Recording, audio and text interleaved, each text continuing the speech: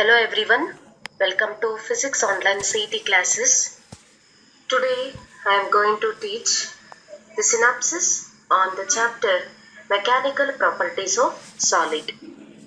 On this chapter, for Karnataka CET or for NEET or JEE examination, you will get one question from this chapter. So let us start the synopsis on the chapter Mechanical Properties of Solid. After studying the brief synopsis on this chapter, we can go for multiple choice questions. So in mechanical properties of solid, first we are going to study about elasticity. Elasticity, plasticity, stress, strain and Young's modulus, bulk modulus, shearing modulus. So these are the important terms that you have studied in this chapter. First we have to know what is elasticity. So you can observe the first point here. All rigid bodies are to some extent elastic. That means all the rigid bodies are having some elastic property, but this property is very limited for all the rigid bodies. In this chapter, in your regular classes, you have studied about elasticity and plasticity. So you can observe the first point here. All rigid bodies are to some extent elastic. That means all rigid bodies are having some elastic property, but that elastic property is only to some extent. This means that their dimensions can be changed by pulling, pushing or twisting or by compressing them. So you can observe here dimensions can be changed. Dimension means you can take the length or breadth or area, size, shape. Anything you can change either by pulling or pushing or twisting or compressing them. In order to change, in order to deform the shape or size of a body, a force is required. This is the basic fundamental term. We know that whenever you want to change the dimension of the rigid body, then a force is required. The property of a body by virtue of which it tends to regain its original size and shape when the applied force is removed. That is called elasticity. Suppose if I am going to consider one rigid body, when I applied a force on this rigid body so that its shape changes. For example, I can take here when we applied a force on this rigid body, maybe the shape of that object becomes like this. Then when I remove this force, again it has to get its original shape and size. So if it is having the property to regain its original size and shape, then we can call it as elasticity. So the property of a body by the virtue of which it tends to regain its original size and shape when the applied force is removed, and this is called elasticity. The deformation caused is called elastic deformation. The deformation caused, that means when we applied, there is the deformation of object takes place. So that is called, the cause of deformation is called elastic deformation. Now come to the second term, plasticity. It is exactly opposite to elasticity. So in elasticity, the object is having the capacity to regain its original size and shape. But in plasticity, the objects are not having capacity to regain its original size and shape. You can observe the first point here. If we apply force to a lump of putty or a mud, they have no gross tendency to regain their previous shape and they get permanently deformed. Such substances are called plastic. That means if I am going to take a putty or a mud, if this is a mud, when we applied force on this mud, so then here it loses its previous shape and size. So that means this mud or putty will get permanently deformed. So suppose if this is the original shape and size, when I applied force, maybe the shape will changes here. So after applying force, so when its shape and sizes are permanently changing, such substances are called plastic, and that property we can call it as plasticity. That means the property by virtue of which a body is permanently deformed due to the application of an external force, that is called plasticity. Remember, when the object is having the property or the capacity to regain its original size and shape, then we can call it as elastic property. If the object is not having the capacity to regain its original shape and size, if its shape is permanently deformed or changing, then we can call it as plasticity. Then the most important terms are stress and strain. First we can study about stress. What is stress? See here, the elastic properties of a body are determined by some concepts like stress and strain. Is it clear? So here, if you are going to consider any rigid body or any object, so that object elastic properties are generally determined by stress and strain. So that's why it is very important to study about stress as well as strain. First we have to know what is stress. Stress is defined as the internal elastic force per unit cross-sectional area of a body. So here we know that pressure means force per unit area. So don't get confused with pressure and stress. Pressure means the applied force per unit area, but stress means it is restoring force per unit area. What is that restoring force? That restoring force is itself internal elastic force. So due to that internal elastic force, so that stress will be produced in a given cross-sectional area. So pressure means this is the applied force per unit area.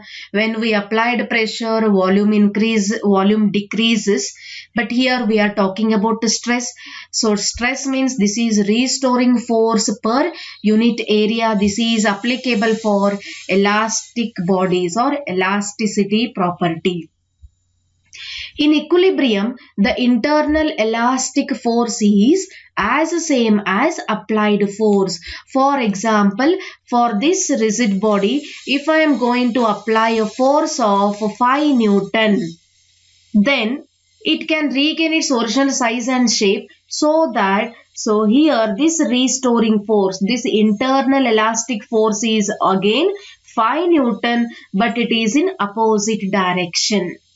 So their magnitude are same, so that it can easily regain its original size and shape. So in equilibrium, the internal elastic force as same as applied force. These two are equal when the object is in equilibrium. Hence, stress is defined as the applied force per unit cross-sectional area of a body. Here we can use the term applied force only when the object is said to be in equilibrium. Otherwise, we can use internal elastic force per unit cross-sectional area of a body, or we can use the term restoring force per unit area. So that gives stress. Then stress is a scalar quantity, or we can call it as a tensor quantity. Stress is a scalar quantity, or we can take it as a tensor quantity. We know that there are three types of quantities: scalar, vector and tensor. Scalar quantities having only magnitude, vector quantities having both magnitude and direction. Then what about a tensor quantity? Here this tensor quantity, it does not follow the vector additions like a triangular law of vector addition or parallelogram law of vector addition. So here its value is not constant. So that's why stress is a scalar quantity, and the SI unit of stress is Newton per meter square. We know that stress is given by the equation restoring force per unit area. Generally, force is denoted, the SI unit of force is Newton and area is meter square. That's why the SI unit of stress is Newton per meter square, or it is also called as Pascal. Then come to the types of stress. So remember, there are three types of stress. They are longitudinal stress, tangential stress, and shearing stress. The first one is longitudinal stress, which is also called as tensile stress. Here, longitudinal stress is completely related to length of the object. That means only one dimension. When the applied force produces a change in the length of the body, for example, when I am going to consider a wire or a beam, or you can take a cylindrical tube. So in such a type of objects, when we apply the force, then change in the length takes place. The stress associated with it is called longitudinal stress or tensile stress. So what is longitudinal stress? We know the definition of stress. Stress means what? Restoring force per unit area. Right? So here, when its length changes, then the stress associated with that object is called longitudinal stress, or it is also called as tensile stress. When a metal wire of length L, radius R is stretched by a load F, then it elongates, means its length increases. The elongation is how much? Delta L. This is change in the length, or extension produced in a wire depends on. See here, if I am going to consider this is a metal wire having length L and its radius is R, then it is stretched by a load having F, then it elongates when it is hanged with certain load, so that it will be elongated. So now we can consider change in the length is delta L, original length is L, radius is R. Then this extension of the wire depends on three factors. What are those? It depends on nature of material, it depends on stretching force, and also it depends on cross-sectional area and original length. You can observe here, it depends on three factors. So the first factor is nature of material. What type of material you are using?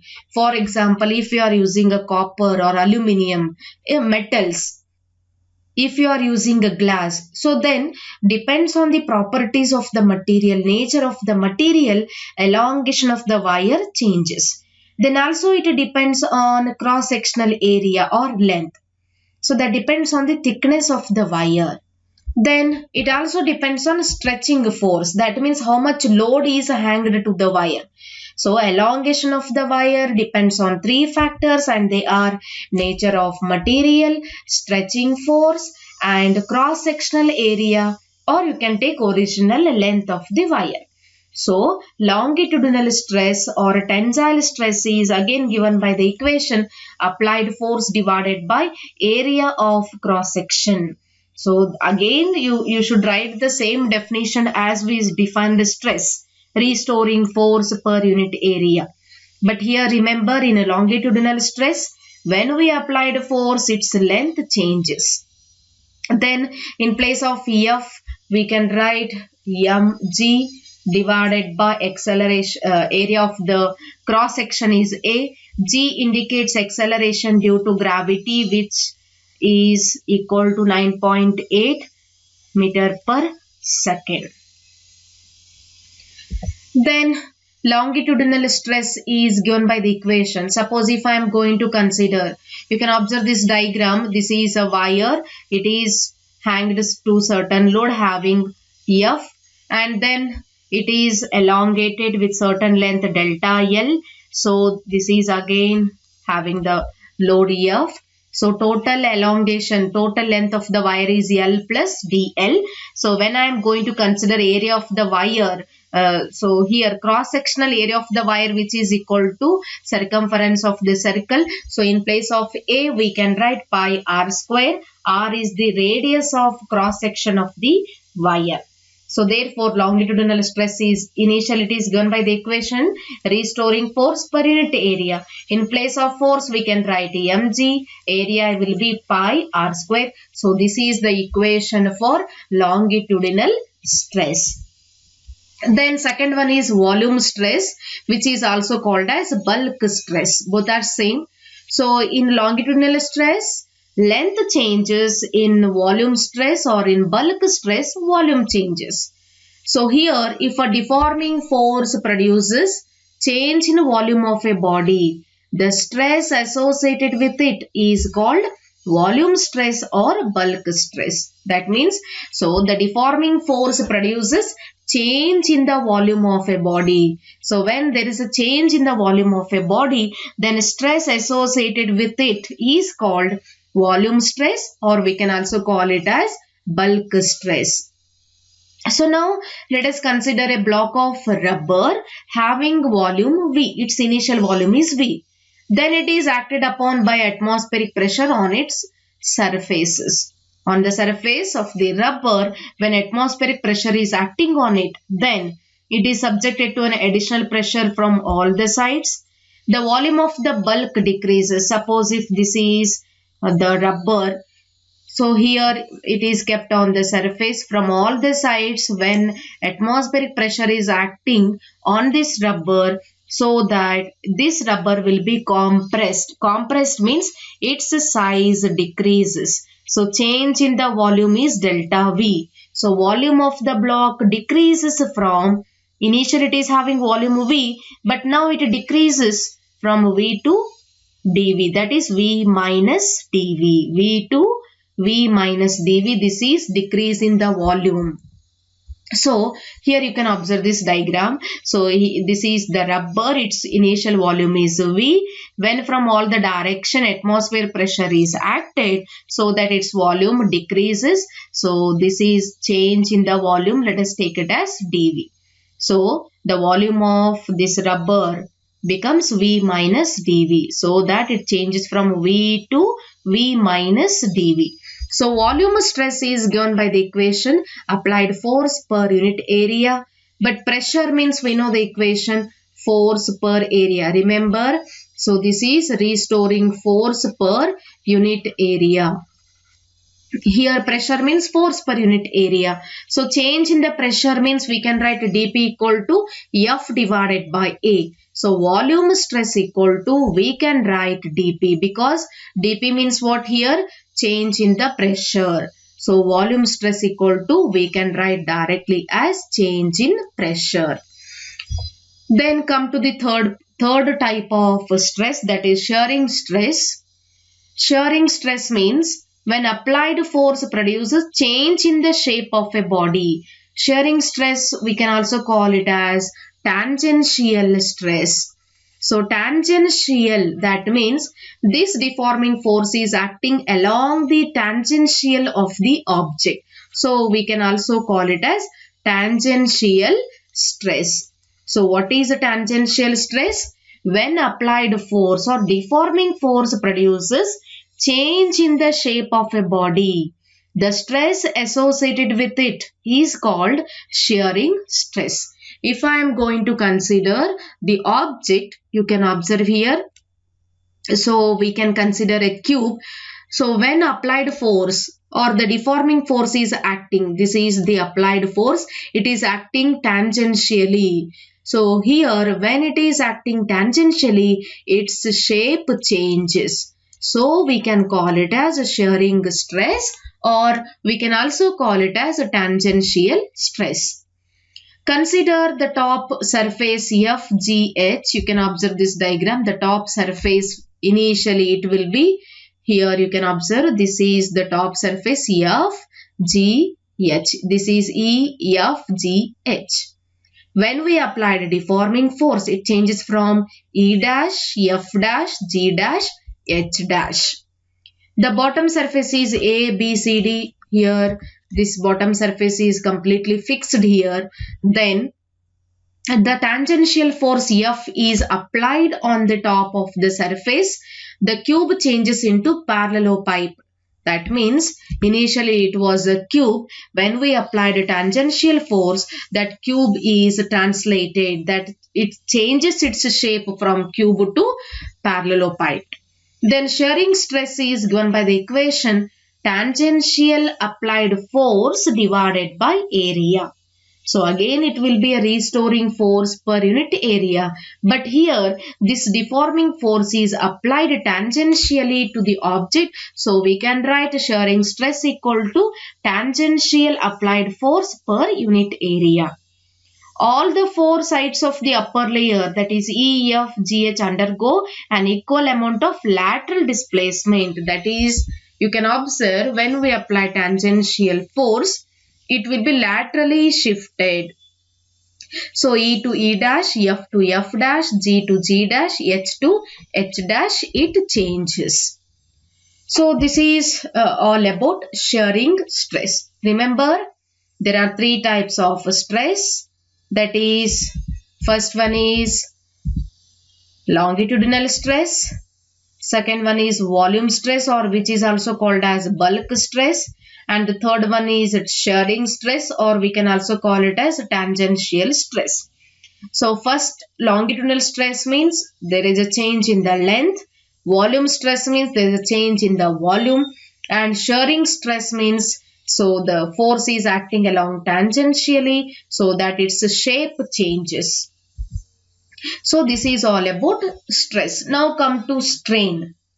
We know that an external force acting on a body produces change in the dimension.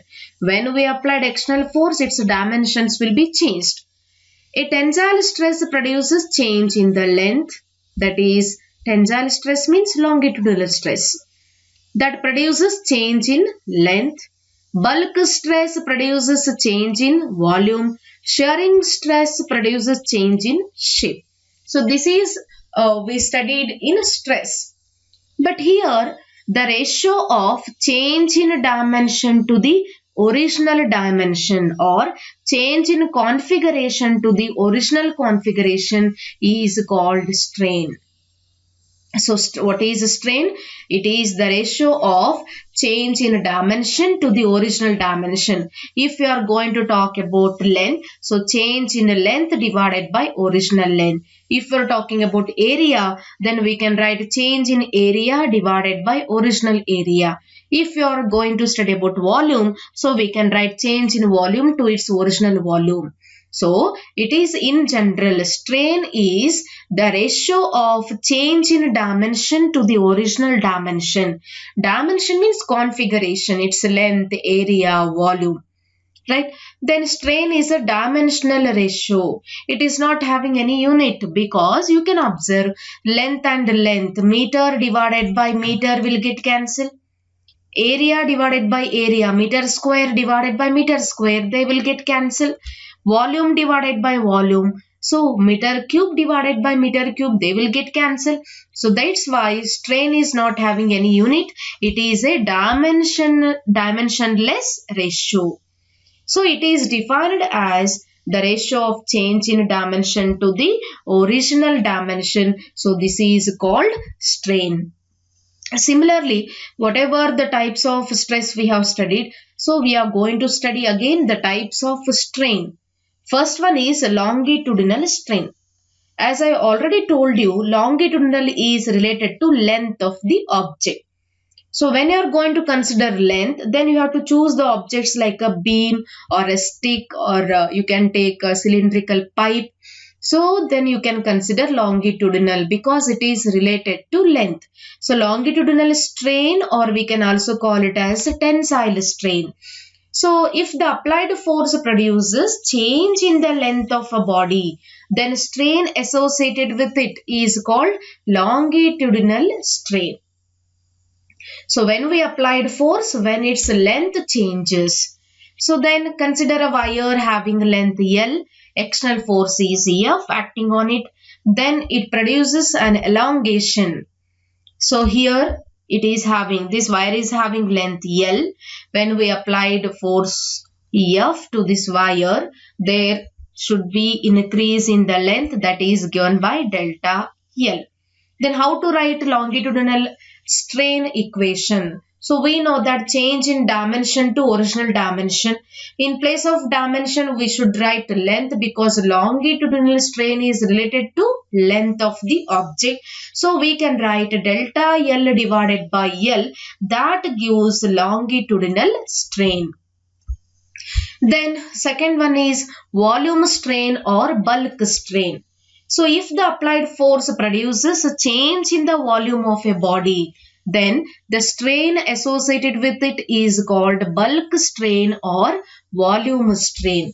That means when we applied force, its volume decreases. This is the initial volume V. But now because of the applied force, its volume changes to V minus dV. So volume strain is given by change in volume divided by original volume. So that is given by the equation minus dV divided by V. So why we have to write a negative sign? Because here volume decreases as the pressure increases. When we applied pressure from all the four sides, so that pressure is increasing but volume is decreasing. So we can write minus dV divided by V. Then volume strain, numerically we can write in general when you are going to consider only magnitude. So we can write dV divided by V, that gives volume strain. Then third one is a shearing strain. Shearing strain means here the applied force produces change in the shape of a body. For example, we studied in stress, that is cube changes to parallelepiped. So that type of strain we can call it as a shearing strain. When a spiral spring is stretched, the wire is not extended but it is twisted or sheared. That means if I am going to consider a spring here, spiral spring. This is a spiral spring. So this is the load hanged to that spiral spring. So when the load is attached to this spiral spring, so that the wire is not extended but it is twisted or sheared. That means its shape changes. So that gives shearing strain. Shearing strain is defined as the ratio of relative displacement of any layer to its perpendicular distance from the fixed layer. So that gives shearing strain. So see here, it is the ratio of relative displacement of any layer.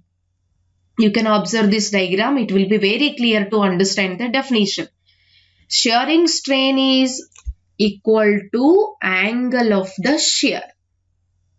It is easy to measure with the help of angle. If initially I considered a cube, E, F, G, H is the upper layer, A, B, C, D is the lower layer. Lower layer is completely fixed here. We are applying deforming force tangentially on the upper layer, so that cube changes to parallelepiped from E dash, F dash, G dash and H dash. Shearing strain means easily we can calculate using the angle of shear. You can observe here. So laterally its shape is changing. With how much angle? Generally we can consider theta. So easy to understand the angle of shear here. So shearing strain is given by the equation relative displacement of any layer divided by its distance from the fixed layer. That means this distance we can consider. This is relative displacement of any layer. Initial it is having value h. When we applied force, it is shifted to h dash. This is relative displacement of any layer divided by its distance from the fixed layer. So for example, you can observe here. Now tan theta equal to E dash divided by DE. You can consider this angle. So what is the value of tan theta? We know that opposite side divided by adjacent side. Opposite side is E dash divided by its adjacent side is DE. So adjacent side, this is completely fixed layer here. So we can consider relative displacement of any layer with respect to fixed layer. Similarly, we can take F dash divided by CF. When it comes to here, G dash divided by BG. So in this way, we can write shearing strain. So angles are very small, so it is not necessary to consider trigonometric function, neglect tan here. So directly we can write shearing angle or shearing strain is generally denoted by theta. Shearing strain or shear is equal to theta, and we are going to measure in terms of radian. Then elastic limit. See here, we already know that all the rigid bodies are having elastic property, but only to certain extent. So that is what elastic limit. When an object crosses its limit, then it can loses its elastic property. See here, when an external force causing deformation is removed from a body, an elastic body will regain its original state only.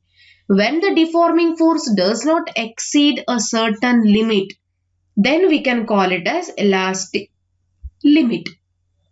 See here, we can apply force on the object. So continuously when I am applying force on the object, that object can regain its original size or original state when the deforming force does not exceed a certain limit. If it exceeds that limit, then that body do not get its original state. The maximum stress from which an elastic body will recover its original state after the removal of deforming force is called elastic limit. So elastic limit means it is the maximum limit, or we can take it as a maximum stress where the elastic body will recover its original state after the removal of deforming force. So after the removal of deforming force, suppose the object do not recover its original state, then we can say that it crosses its elastic limit. You can take the example of rubber band. When I am applying force on the rubber band, we can increase its dimensions continuously. When I remove that applied force, it should again regain its original size and shape. When it do not get its original size and shape, then we can say that it is crossing its elastic limit. Elastic limit is different for different materials. It is very high for substances like steel and low for substances like lead. Elastic property or elastic limit is very high for steel and it is less for lead. Then Hooke's law. Within elastic limit, the ratio of stress to strain for a given material. Within elastic limit, when stress is directly proportional to strain.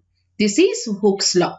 What it states, Hooke's law, within elastic limit, stress is directly proportional to strain. So in place of proportionality, in terms of constant, we can write stress is equal to K, or we can write here stress equal to proportionality constant K into strain. Or we can write stress divided by strain equal to constant, and that constant we can call it as modulus of elasticity, and this is the property of the material.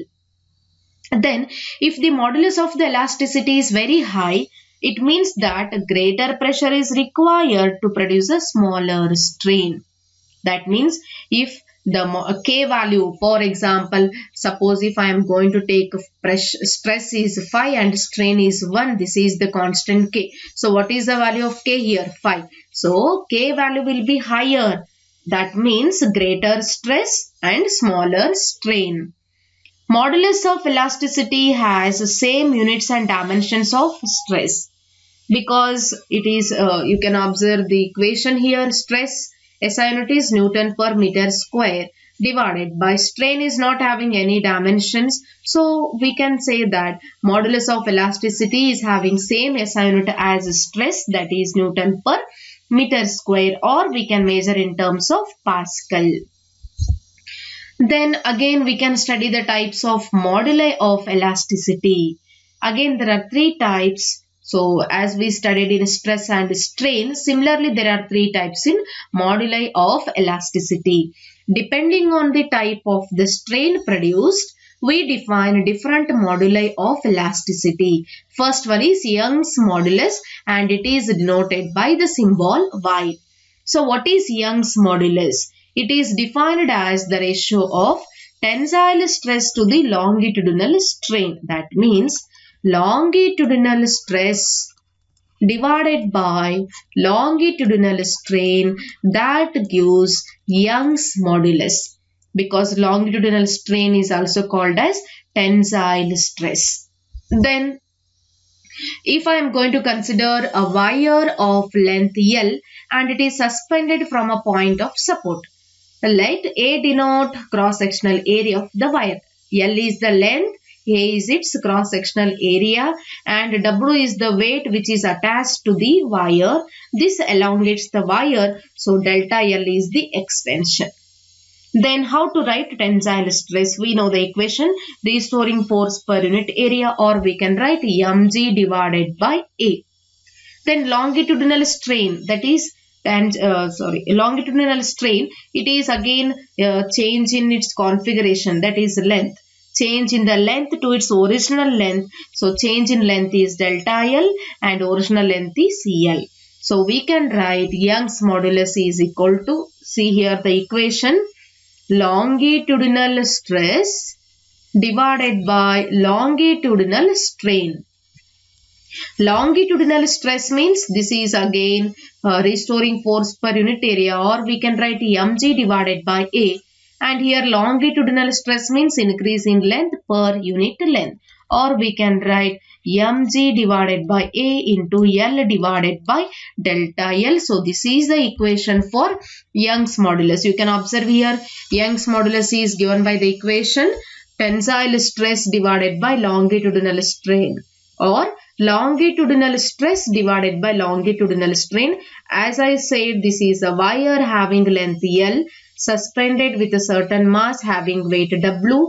When it is suspended with certain load, then its length will be increasing. Increase in the length is delta L.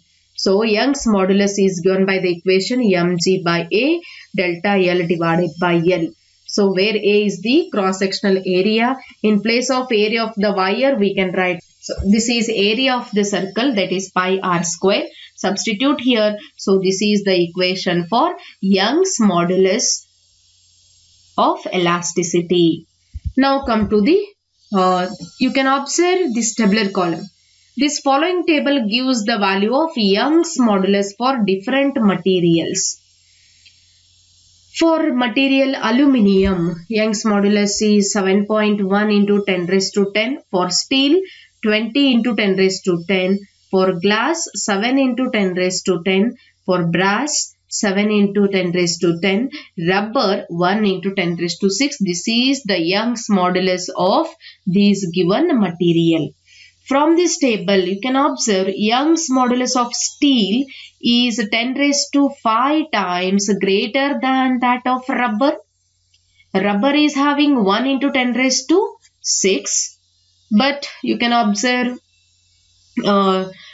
here steel 20 into 10 raised to 10. So from these two we can ultimately understand steel is 10 raised to 5 times harder to stretch than rubber.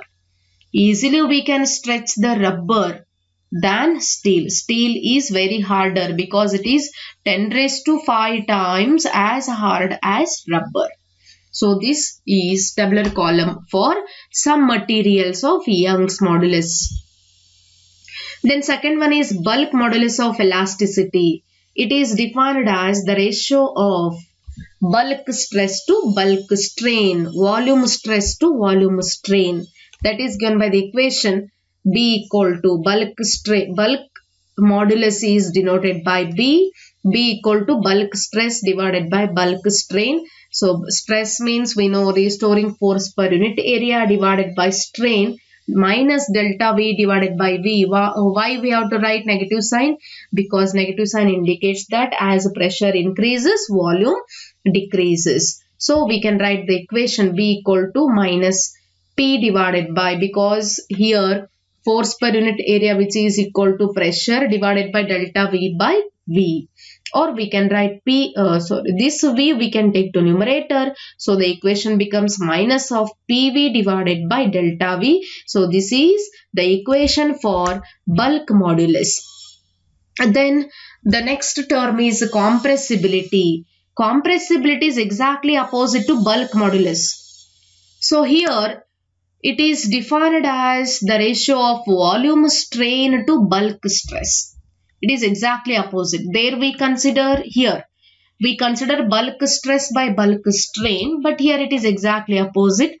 Bulk strain divided by bulk stress. It is compressibility. It is the reciprocal of bulk modulus, which is denoted by K equal to bulk strain divided by bulk stress, which is equal to, so we have this equation minus delta V by V whole divided by P, or minus delta V divided by PV. This is the equation for compressibility. The negative sign shows that an increase in the applied pressure produces decrease in the volume. Liquid are more compressible compared to solid, but less compressible when compared to gases. Gases are highly compressible. Gases, then liquid, then solid. So gases are highly compressible. They have very low values of bulk modulus. So bulk modulus and compressibility exactly both are opposite, right? Then come to the stress strain curve for an elastic material. So we have this equation, stress equal to force per area of cross section, or we can write mg divided by A. The corresponding values of strain is delta L divided by L. So for this material, when we considered a wire, so stress is mg by A, strain is delta L divided by L. Now we can study about this graph. This is a stress and strain curve. A graph of stress versus strain is drawn here. We get a curve as shown in this figure. This point A is called limit of proportionality, and point O to O dash here along x-axis, this is called permanent set. Point B is called elastic limit. Point C is yield point. So here, let us consider a metallic wire of uniform cross-section suspended from a rigid support. So observe this graph here. I am going to explain all the terms from this graph. First one is portion OA. Observe the graph, portion OA. So I am going to talk about this portion OA. So this is the linear portion of the graph.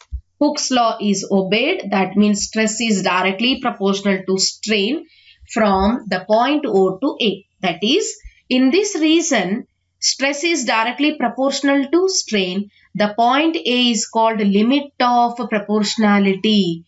If the applied force is removed anywhere in between O to A, the wire regains its original length. So from the point O to A, you can observe in this portion, whenever you are going to remove the applied force, then that wire, that object can regain its original dimensions, original size and shape. So this is obeying Hooke's law, that is stress is directly proportional to strain. So we can call it as limit of proportionality. Then the portion AB. The portion AB of the graph is not a straight line. You can observe the portion AB. AB is not a straight line here. This portion is not a straight line. In this region, stress is not proportional to strain. That means it is not obeying Hooke's law. If the applied force is removed at any point between A and B, suppose if I am going to remove the applied force between A and B, then what will happen? The wire still regain its initial position. Again it will get its original position, original shape and size. Between A and B, the slope is gradually decreasing. This means that the strain increases rapidly with stress. Strain increases rapidly with stress. That means between A to B, when we removed applied force, it can get its original shape and size. There is no problem with that. But it is not obeying Hooke's law. Here, in this graph, strain is increasing rapidly with stress. Strain is increasing. What is strain? Change in dimension with its original dimension.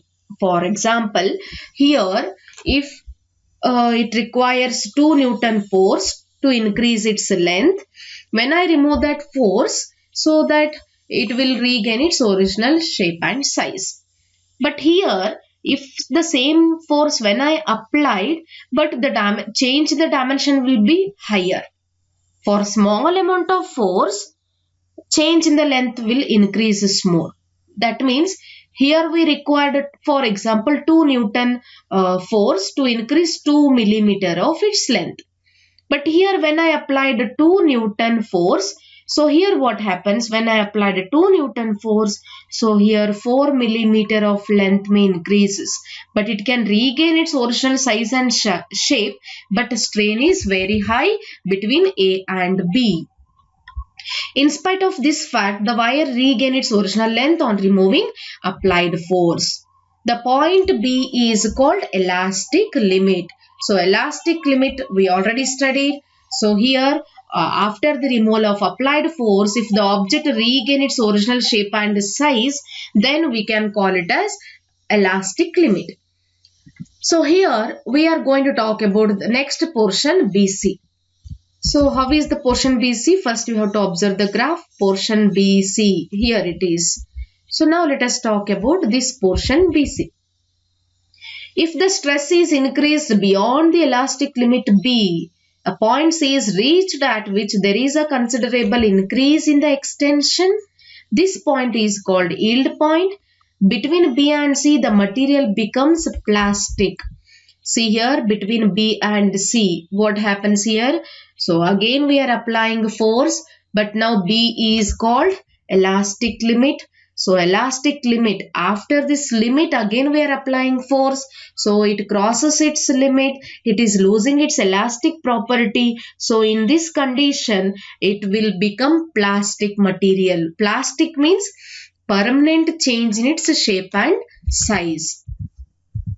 If the external applied force is removed anywhere between B and C, the wire will not regain its initial length because it crosses this elastic limit. So permanently there is a change in the length of the wire takes place.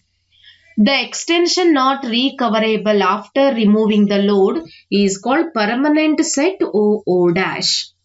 So when I removed applied load or applied force, there is a permanent change in its length, that is from O to O dash. You can observe this graph again. So this is the permanent set in its change in its dimension. So that is from O to O dash. Then, however, this permanent deformation is not an important point of study. In actual practice, the applied force will have to be kept below the yield point. So below this yield point, we have to kept the applied force. So then come to the next portion, CD.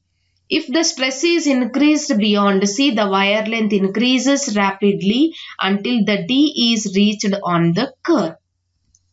That means, so here between C to D, when we applied force, stress go on increases until it reaches the point D. Then what happens at the point D?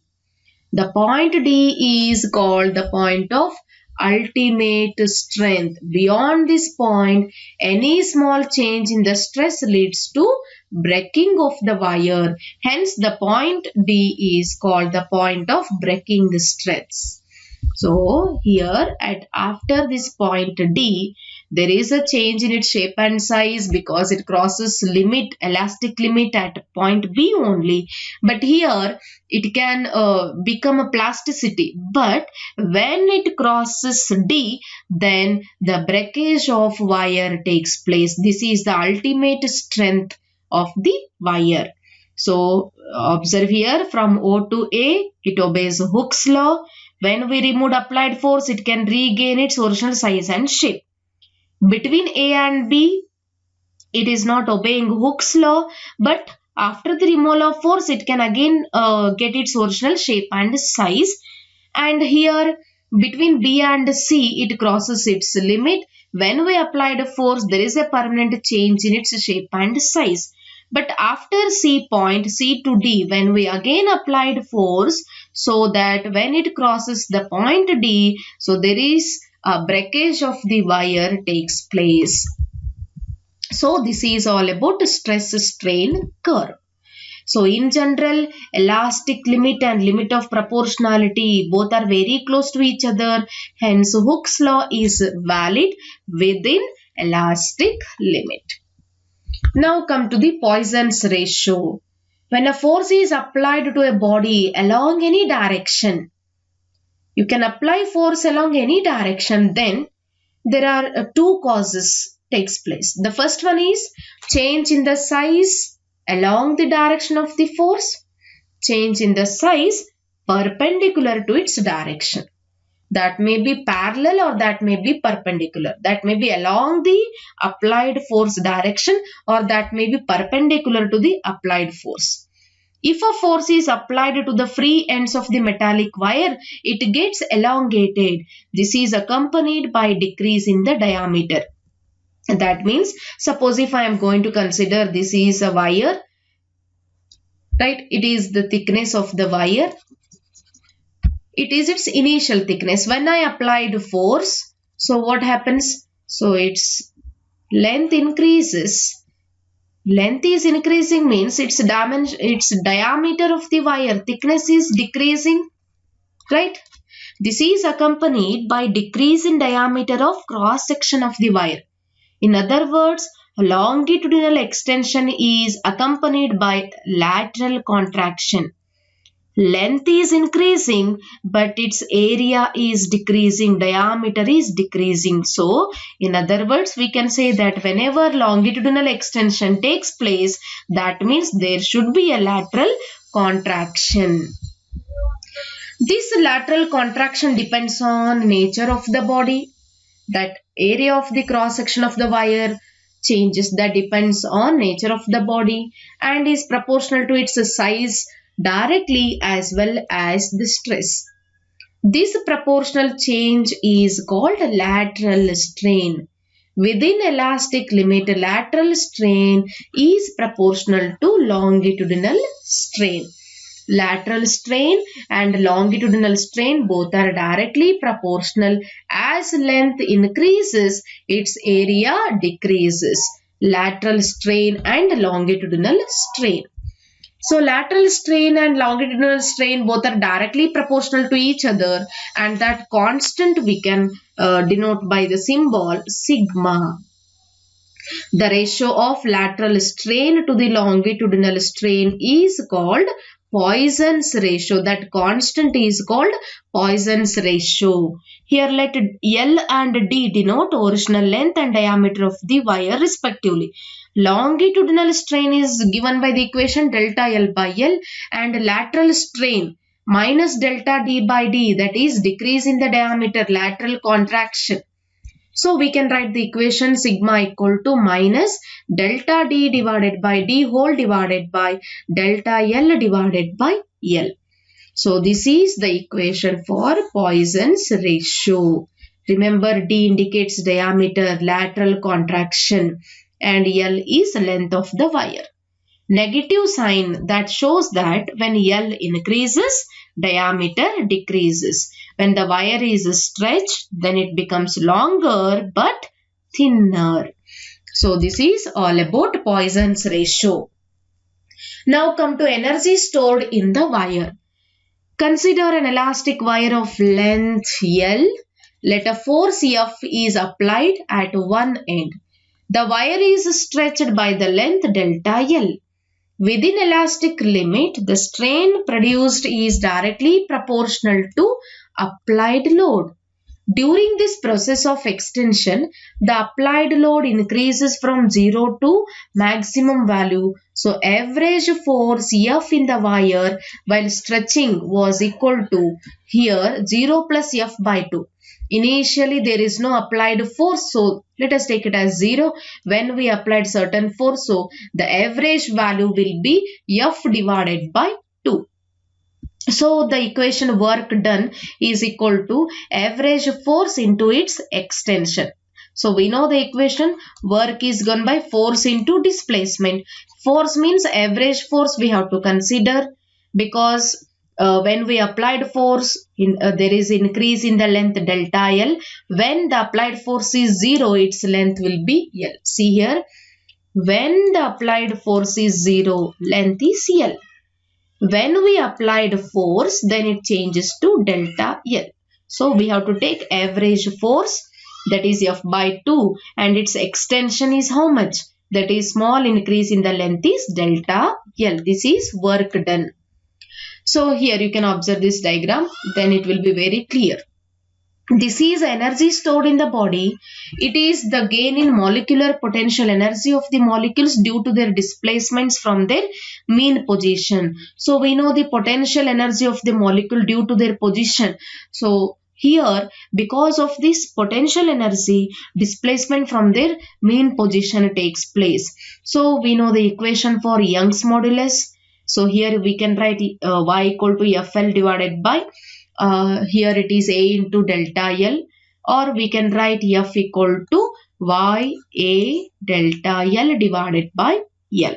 So force per unit area, see here, Y equal to force per unit area divided by change in the length to original length, or this equation can be written as F equal to Y A delta L by L. So this F value we can substitute in equation number 1. Here we have to substitute its value. So we will get the equation as W equal to Y A delta L square divided by 2L. Now the energy stored per unit volume of the wire is given by energy density. So energy density, mass density, optical density, so current density you have studied. So energy density means energy per unit volume. Increase in volume is equal to area of cross section is A into length, that gives volume, or we can write it as A into delta L. Substitute all the values here. So finally energy density is equal to, which is equal to 1 by 2 into stress, which is equal to strain, half force per unit area, that gives stress, delta L by L, that gives strain. So energy stored or energy density is given by the equation 1 by 2 into stress into strain. So this is energy density. Energy density is energy stored per unit volume. So this is the brief synopsis regarding mechanical properties of solid. Remember few important terms here, that is elasticity, plasticity. Then stress. Stress is again divided into 3 types, that is longitudinal or tensile. Then second one is bulk and shearing, or tangential and shearing. Then come to strain. Strain is again divided into 3 types. Again same. We can consider longitudinal, tensile, or we can also call it as a tensile. Then shearing and bulk. Then we studied Hooke's law. Stress is directly proportional to strain. That proportionality constant is called modulus of elasticity. Again it is divided into 3 types: Young's modulus, bulk modulus and shearing modulus. After that we studied the stress strain curve. Then we studied about compressibility, energy density, energy stored in a given wire. So this is the brief synopsis regarding mechanical properties of solid.